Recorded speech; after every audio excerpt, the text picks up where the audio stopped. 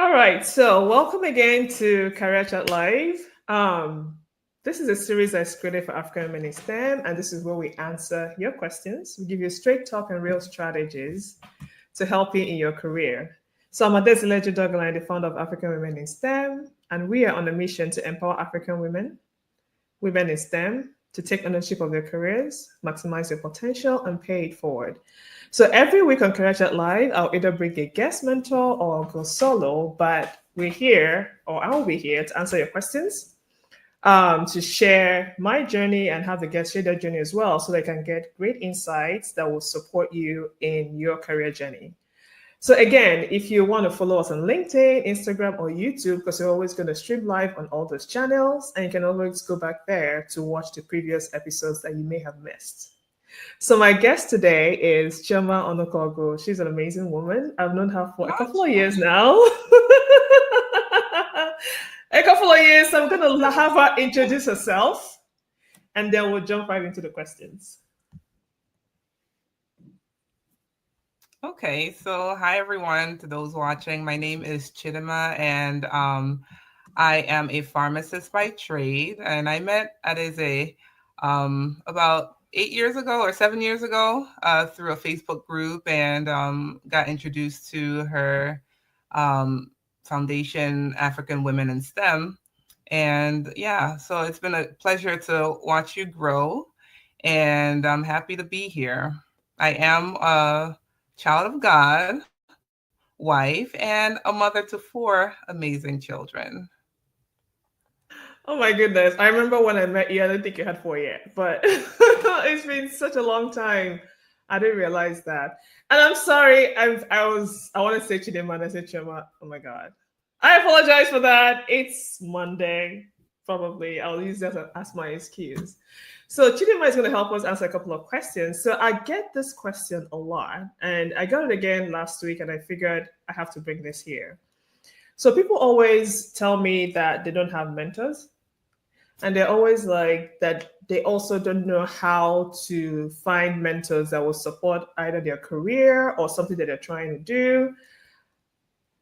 I feel it's not that hard to find a mentor, but Chema, you tell me, like, if somebody has an issue with finding mentors to support them, how would you, what advice would you give them on what would you tell them that they need to do to find the person that they actually need to help them out?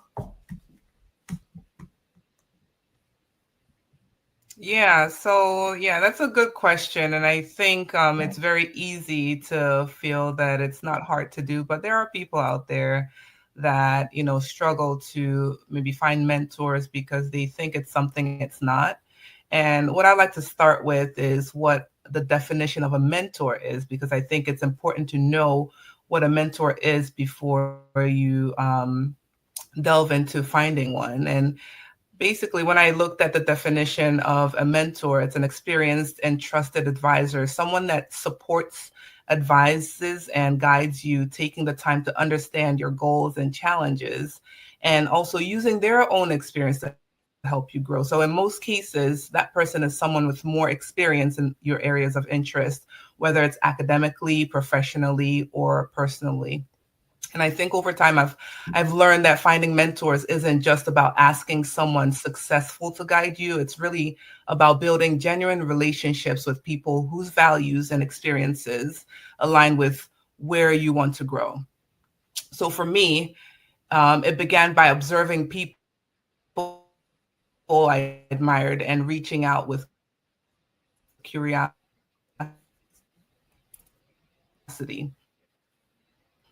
It could look like volunteering on projects and thoughts with you, while other influence you from a distance through their example or even through the content that they share. And both have shaped me. Seeing people like me succeed also helps me imagine what's possible. I've been blessed with an incredible mentor at my place of work. I'm a pharmacist by trade.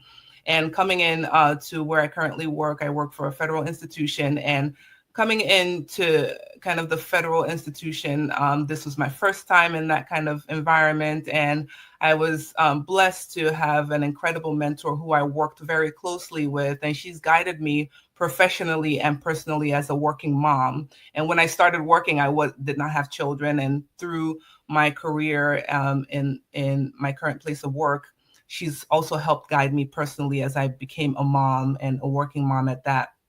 And that relationship has really been invaluable for me over the last 11 years. And there are others who inspire me through their example and impact they create, and including yourself, Adeze.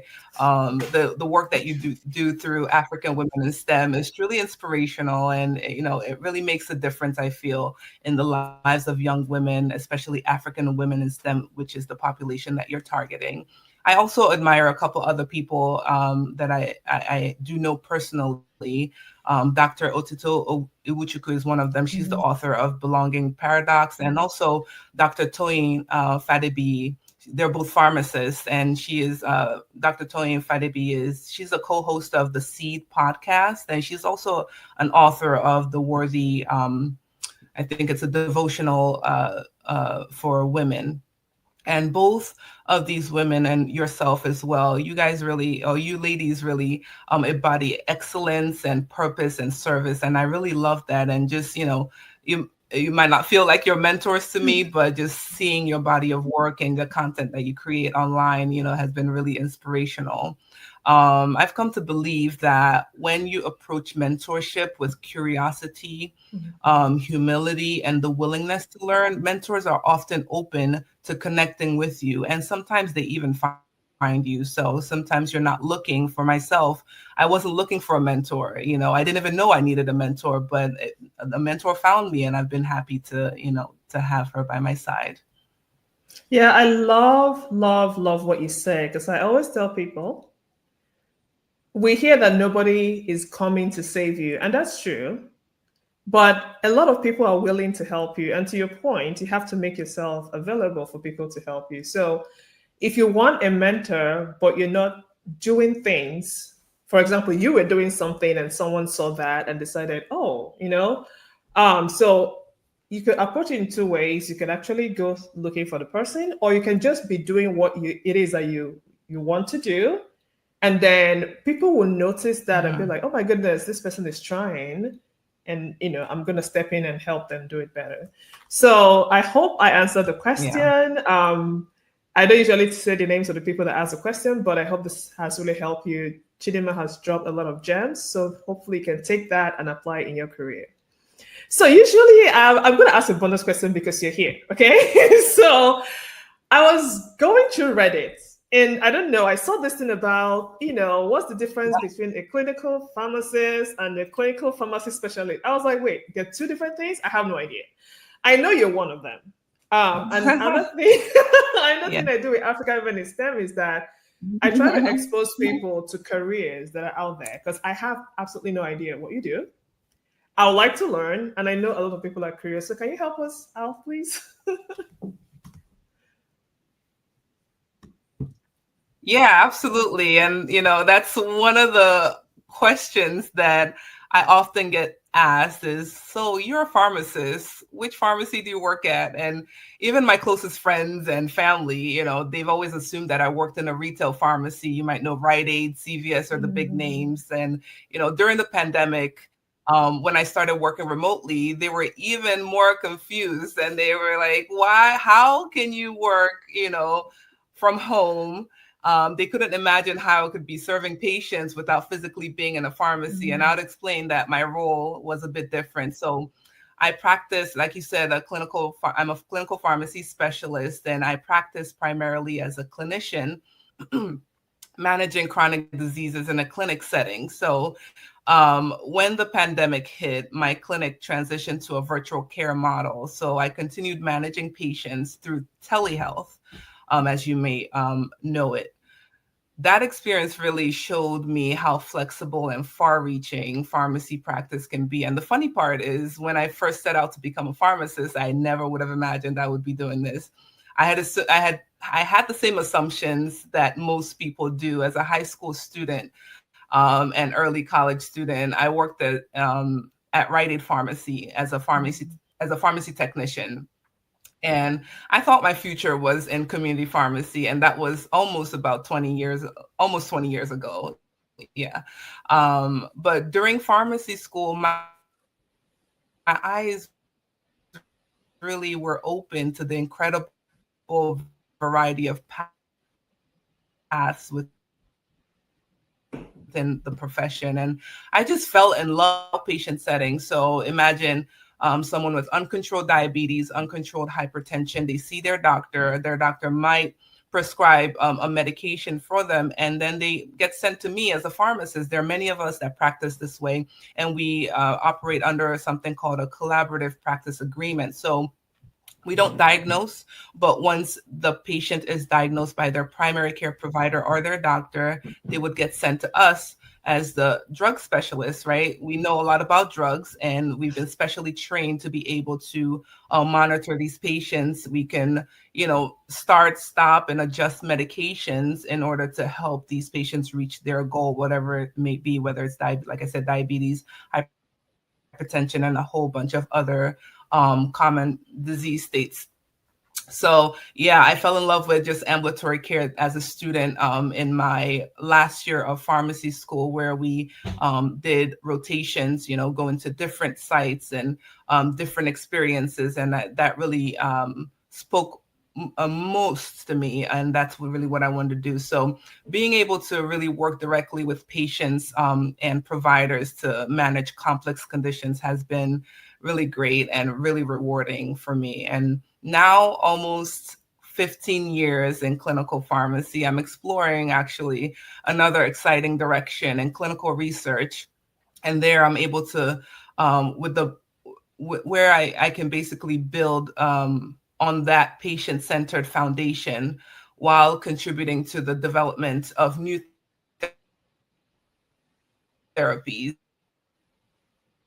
So that's really something that I'm looking to accomplish for the past over a decade. I've really honed a lot of the clinical experience, so I want to take that into the clinical research side. And it's really been a full circle journey for me, and that's constantly evolving. And I love being able to share that with others who only see one side of the work that pharmacists do. So yeah, that's about it in a nutshell. Okay. Now you're making me want to change or switch careers because it sounds so interesting. But I thank you so much for sharing that because, to your point, most people don't understand. No, most people don't understand. First of all, what pharmacists can do, just because, to your point, all they see is a pharmacist at the retail pharmacies, and then that's it. So thank you for sharing that. And I'm going to ask you, because you said your friends and, relatives and stuff like that were confused, especially during COVID, with why are you working from home, what's going on. So I want you to answer one of two questions. So what is one question that people usually ask you about what you do? Or you can answer, what is one question that you wish people will ask you about what you do? So I think, sorry, repeat the question again. The first part was one So question yeah, so answer one or want the people to other. ask me, or Yeah, so you don't have to answer both. So answer one or the okay. other. So the first one is, you can either answer, what question do people ask you about what you do? Or you can answer, what question you wish people will ask you about what you do.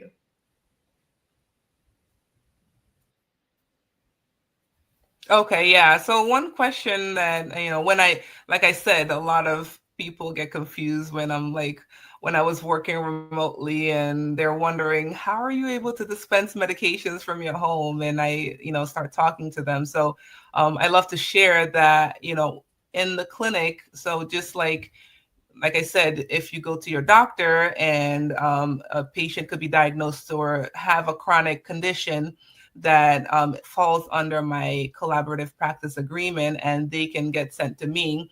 So basically, pharmacists to manage whatever the condition is within those guidelines and scope of practice. So I like to tell people that, imagine, you have a drug specialist, right? Pharmacists, we know a lot about medications. And like myself, I've been specially trained, like I said before, to be able to manage a select few chronic diseases, like I said. It's not everything that pharmacists can manage, but typically it starts with a diagnosis from a medical doctor or a provider. And then from there, we're able to take over some of those kind of labor intensive chronic diseases. And the two common ones are diabetes and hypertension, which has there's a lot of patients who have those two chronic diseases, especially in the USA where we live.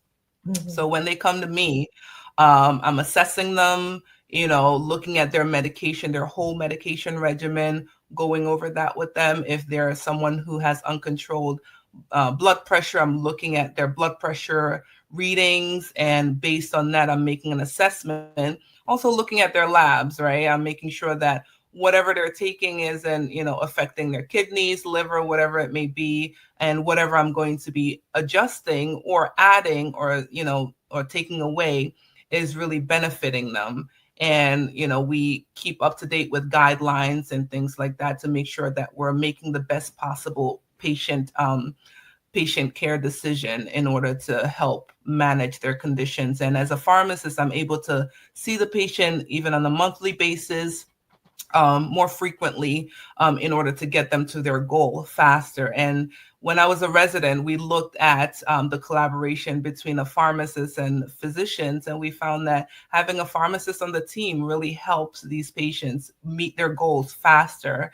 And in my current work, my current position was a position that was created with the team, with a spinal cord injury team. So the doctors were really great with managing the patients with their spinal cord injury and other complications of that. But these patients also have things like high blood pressure or high blood sugar, uncontrolled blood sugar, or uncontrolled cholesterol. So with my expertise and my experience, I was able to actually, within the year of me working with the team, we were able to go from failing measures to exceeding the national standard. That was really rewarding to see.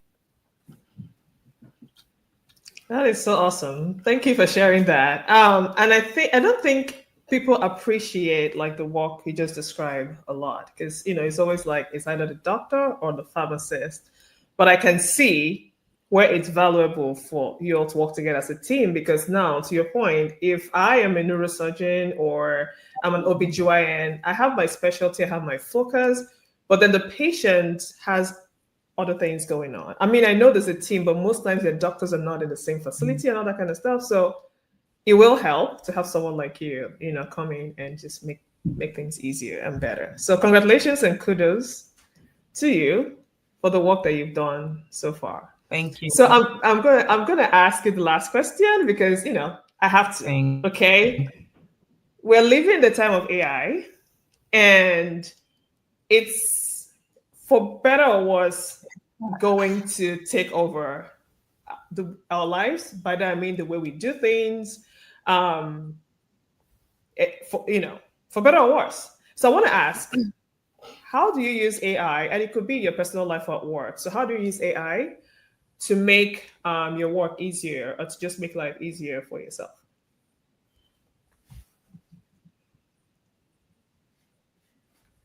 Yeah, as you said, this technology or artificial intelligence is the future. And, for better or worse, we will find out. I do utilize AI examples of the way I use it in my professional life. It's actually become a helpful part of my workflow. One of the practical ways I use it is to make information review a lot easier in my practice. So, for example, when I'm comparing a patient's medication list before and after a hospital stay, for example, I had one of my uncontrolled diabetic patients who was hospitalized and then came out. Of course, when patients go to the hospital, there might be some changes. So in order to help me kind of analyze that change very quickly, I utilize AI tools to spot changes or duplications in medications in their list. And that has helped me catch things faster and focus on what really matters for that patient care. I also use AI to summarize new clinical guidelines or research articles so I can stay current without spending hours digging through data. And sometimes I'll even use it to polish how I communicate. So whether it's writing a patient education material, notes, or professional summaries. And I don't see AI as really replacing the human side of what I do or what anyone does, because there's always going to be some sort of human expert behind, or the brain behind it, because AI is really garbage in, garbage out, and it gets outdated, right? So humans really have to input the data for it to use. And I think it just takes the heavy lifting off of what I do, so I can spend more time thinking critically and connecting with my patients in the way that matter most.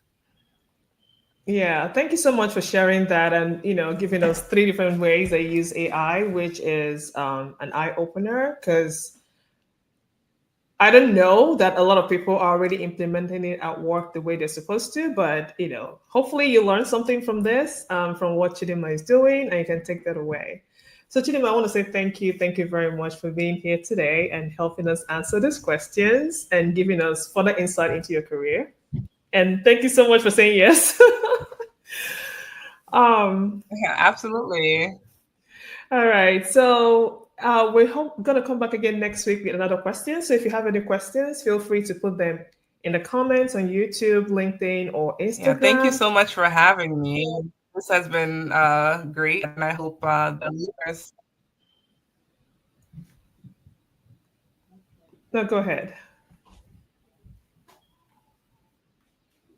Sorry, I think we had a little Yeah, go glitch there. But ahead. yeah, I was just saying thank you so much for having me on here and chatting. And I hope that the listeners and found something valuable. Yeah, thank you. Thank you so much. I appreciate it. So always follow us on Instagram, LinkedIn, and YouTube as well. We'll come back every week with another of your questions that we're going to answer because we're here to give you like real insights, real strategies, and no gatekeeping. So I look forward to seeing you next week. And until then, have fun and enjoy. Bye.